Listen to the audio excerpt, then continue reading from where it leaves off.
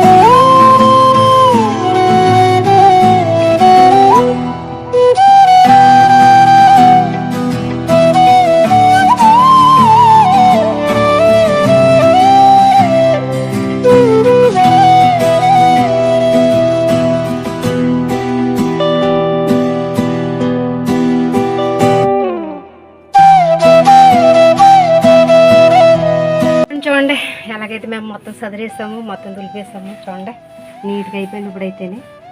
అన్నం మొత్తం ఇక్కడ ఉన్న రబ్స్ అంతా కూడా ఇంక ఈ కీసులు అయితే వేసామండి మొత్తం. పొయ్యిలు ఇవన్నీ మళ్ళీ పార్ట్ 2లో వస్తుందండి రెండో స్టోర్ రూము.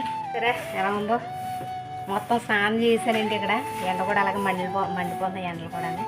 ఇవన్నీ లోపల ఊరి ఇవన్నీ తీసేలోపు నా పరిస్థితి అయితే దారుణంగా తయారైంది మొత్తం. ఇంకా ప్రస్తుతానికి ఇదైతే శుభ్రం చేసాము అక్క, నేను మళ్ళీను.